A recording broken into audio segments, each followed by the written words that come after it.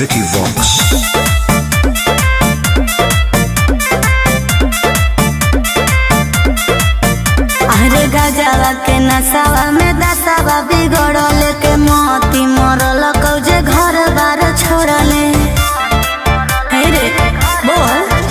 अरे गजावा के नसावा में दसावा बिगड़ल के मोती मरल कौजे घर बार छोड़ले।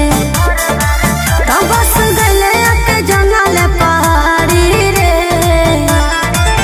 जब से छोड़ के गनी ससुरारी के बन गेलियो बाबा के पुजारी के। अच्छा। जब से छोड़ के गनी ससुरारी के बन गेलियो भोला के पुजारी के। हनु बन गेलियो भोला के पुजारी के। बन गेलियो भोला के पुजारी के। कौन जोगवा तुले नीरा माई रे। दिलवा से हमारा तू देनी भगाई रे। कहे रे हमर दिल होलो भसम हाथे धर लेलियो चिलम रहबौ इहे दरबार खैलियो भोला के कसम। कि हो गनी तू बड़ी संस्कारी रे।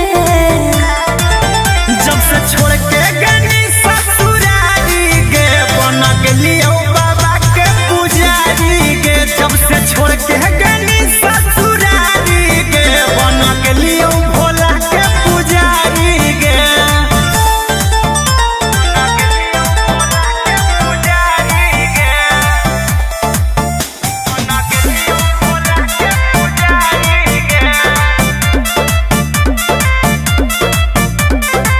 देखल ना जाओ हमारा तोर हालात। चल अपन घर रहबौ तोरा साथ।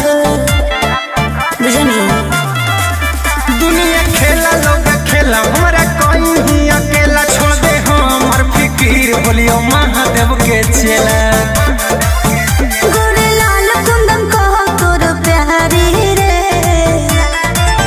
जब से छोड़ के गनी ससुरारी के बन गेलियो बाबा के पुजारी के। जब से छोड़ के गनी ससुरारी के बन गेलियो भोला के पुजारी के। बोला बोला बाबा भोलेनाथ की।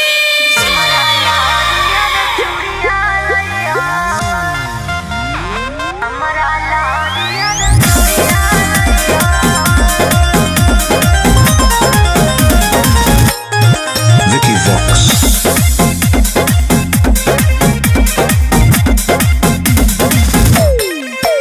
आगे चाहियो धानी गे हम देबा खराबा की तोरा लकिन के लइबो सिंगराबा। आगे चाहियो धानी गे हम देबा खराबा की तोरा लकिन के लइबो सिंगराबा। आज दू जोड़ा शंखा पोला से नूर के पुड़िया लइहो। बौआ के खेल ला गुड़िया लइहो। हमरा लहरिया रे चूड़िया लइहो। बौआ के खेल ला गुड़िया लइहो। हमरा लहरिया रे चूड़िया लइहो।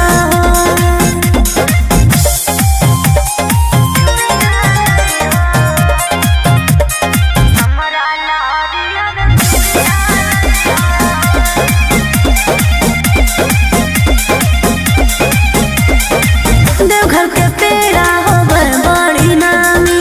एगो उठल लियो तू किन लियो दामी। बुझला लिस्ट दे दे बना के गे गोरिया पूरा बजरिया ले अइबौ कि फोना मह करते रहिहो गे रनिया मई त हमें भूला जइबौ। कि छापल महादेव के फोटवा सरिया लइहो। बौआ के खेल ला गुड़िया लइहो। हमरा लहरिया रे चूड़िया लइहो। बौआ के खेल ला गुड़िया लइहो।